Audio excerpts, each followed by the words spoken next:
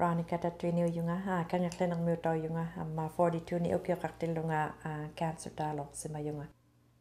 My name is Veronica Tatwini. I'm 42 years old.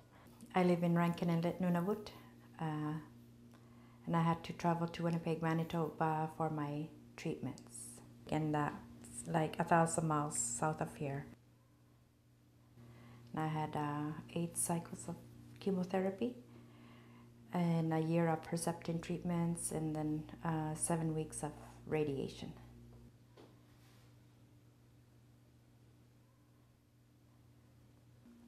I received a phone call to say that it was positive, and I think I went numb.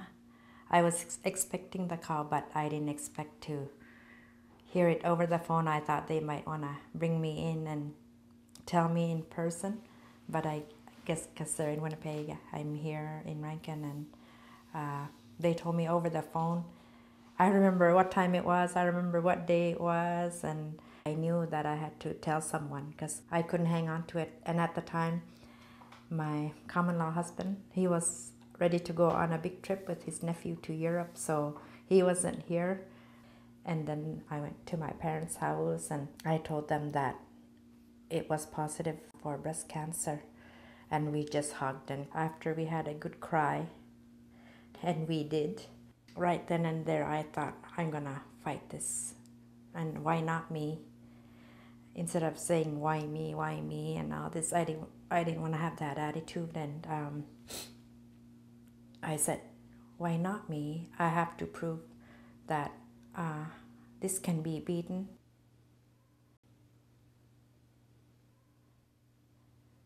I had an option of staying in Winnipeg for 4 months, but I didn't want to do that.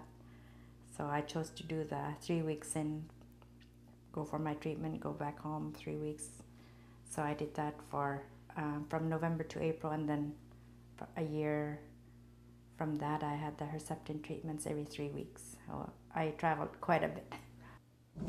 Good afternoon, ladies and gentlemen. Welcome to Rankin Inlet. Local time is approximately 10 minutes to 2 o'clock. On behalf of First Air and your entire crew, we thank you very much for flying with us today. We look forward to seeing you the next time you fly. Once again, welcome to Rankin Inlet and have a pleasant day. They did try to get me to have treatment here one time, but it was too expensive for the government to send a nurse up here. I got used to traveling, and I was so happy to have an escort the whole time, because when it's more of a mental thing, like you don't want to go through this by yourself. No matter how strong you are, it's always good to have someone right there beside you, and it does get tiring because they would send us down Monday and want us to come home on a Wednesday, but sometimes Bob would just change it to a Thursday just so that I could get an extra day of rest, because once I would go to bed, I would sleep even a day and a half at least, and then go home and I'd just be tired all the time.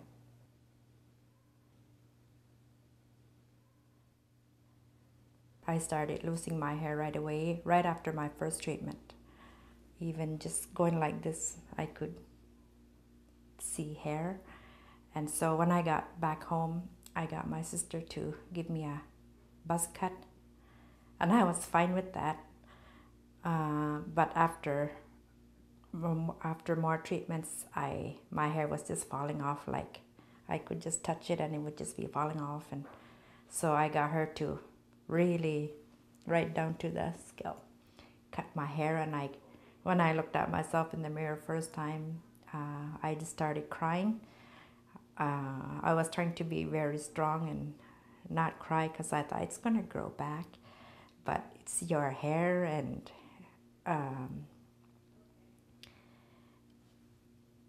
it's a part of you, like, and it was hard for the first little bit. And then I lost my eyebrows, not completely, and then my eyelashes and body hair, and that was very strange. But at the same time, it was I didn't have to shave my legs for anything. That was the fun part. No, but yeah, it was very different to lose my hair.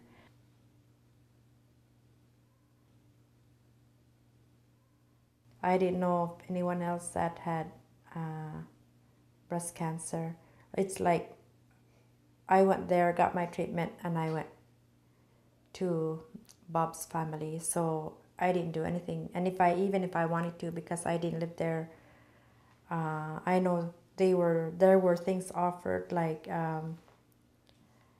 different nights, but because I traveled on Monday, had my treatment Tuesday, went home Wednesday, I couldn't accept whatever they had offered. I don't think there's a cancer society in Nunavut. I don't know if there is in the NWT, and I've never tried to find out. I was so busy concentrating on my treatments and whatever, I didn't really look elsewhere, but one of my home care nurses told me that I should start a support group here. And I did try, but I'm the only one with breast cancer in Rankin Inlet. And at the time, I didn't really know of anyone else that had cancer. And it was just hard. Like, it's a small town, and someone even told me that Inuit didn't do that. And so I just sort of stopped trying to look. And I've never tried to start it again.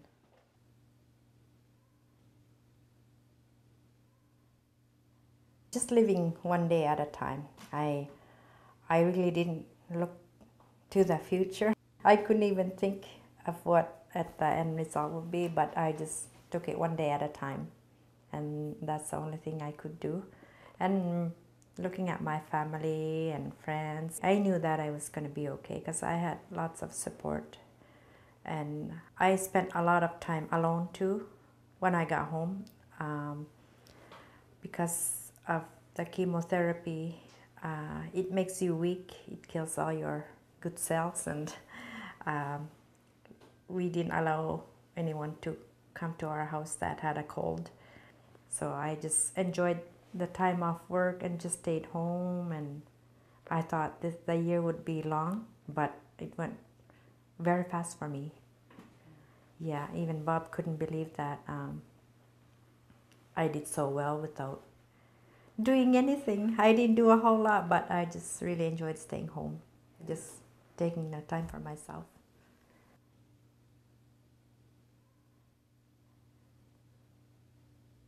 I never thought that I would ever get cancer.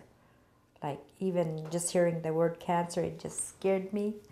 But when I was diagnosed, that's when I said, it's scary, but you have to fight it, and you have to stay positive and count your blessings and be around positive people. And I kept myself away from negative people.